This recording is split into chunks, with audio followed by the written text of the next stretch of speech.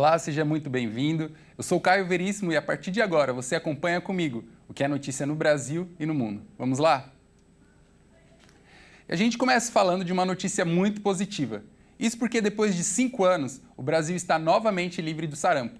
A recertificação foi entregue pela Organização Pan-Americana de Saúde. O Brasil recuperou o certificado de país livre do sarampo.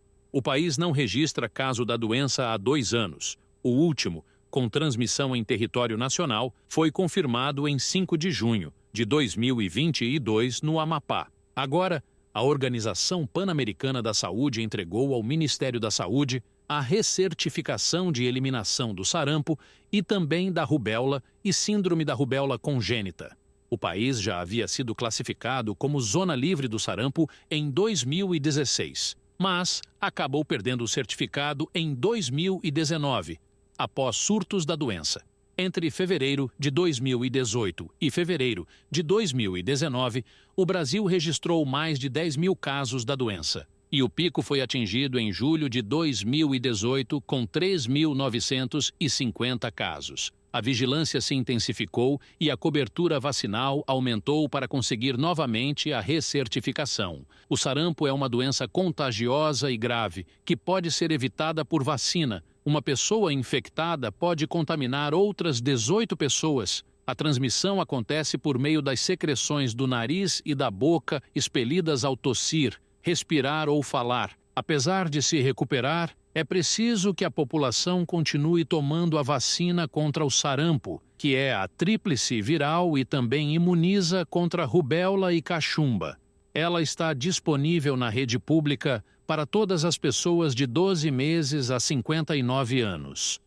Uma pesquisa divulgada revelou que a maioria das crianças brasileiras que mais precisam não conseguem vaga nas creches do país. Essa desigualdade não é uma constatação nova.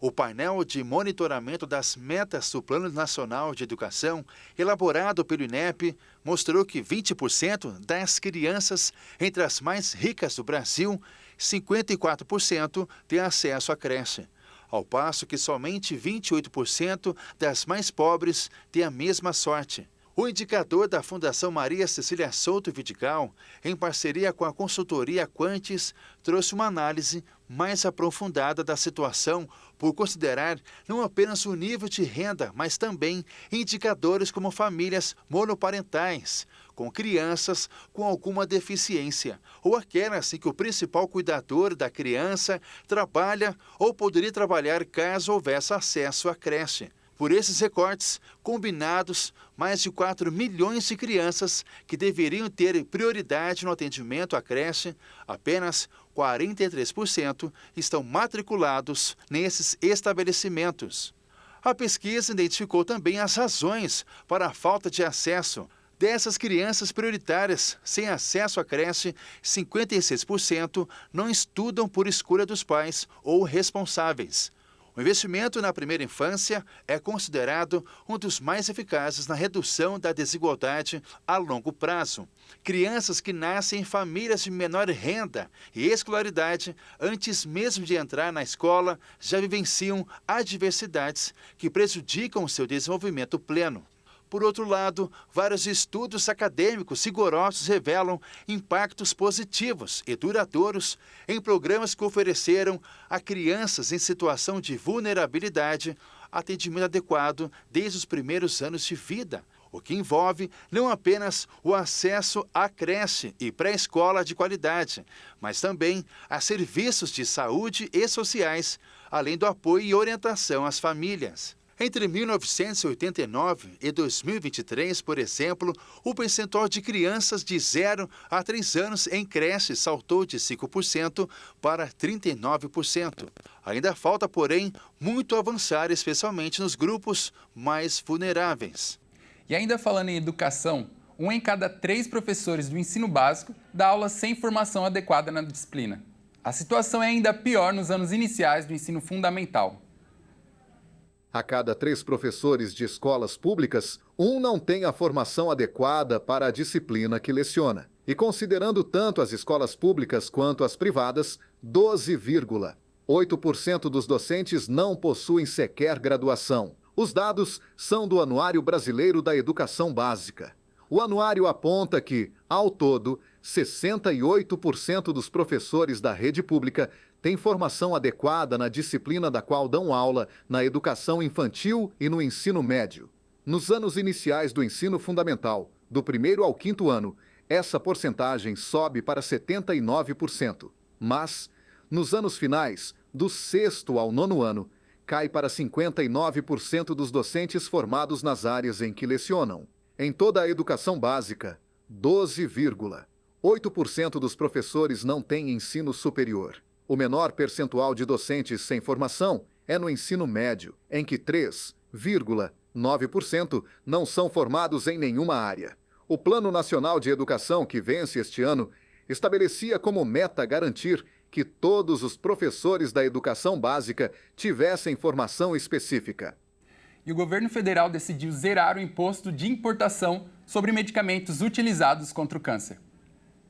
Cerca de 700 mil novos casos de brasileiros com câncer são registrados por ano, segundo o Instituto Nacional de Câncer. Somente em 2022, o SUS gastou mais de 5 bilhões de reais no tratamento a essa doença, e os pacientes têm enfrentado cada vez mais dificuldades em seguir com o tratamento, devido aos altos valores investidos. Mas uma decisão do governo federal promete mudar esse cenário de incertezas entre as famílias brasileiras.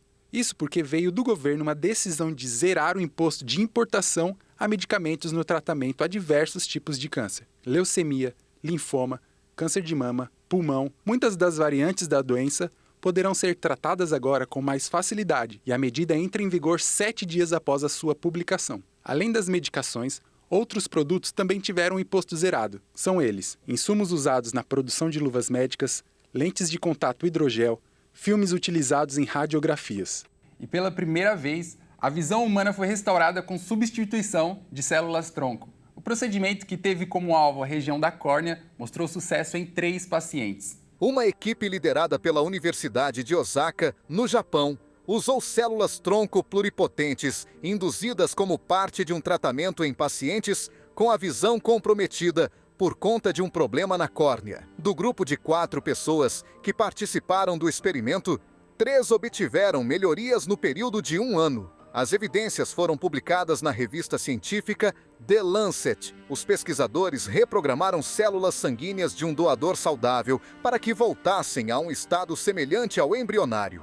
E então, as modificaram até se tornarem uma folha celular, fina e transparente, para aplicarem nas córneas acometidas com a condição. A cirurgia contou com a raspagem do tecido que cobria a córnea danificada em apenas um olho, para em seguida, a equipe aplicou as células-tronco transformadas em folhas e, por último, implantaram uma lente de contato protetora macia.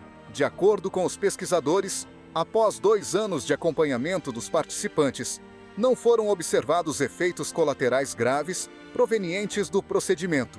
Os eventos adversos, menores, puderam ser administrados sem problemas. Apesar do sucesso, novas pesquisas ainda devem ser feitas para obter novas evidências da segurança do procedimento. Bom, por hoje é isso. Muito obrigado pela sua companhia. Um ótimo dia para você e até mais.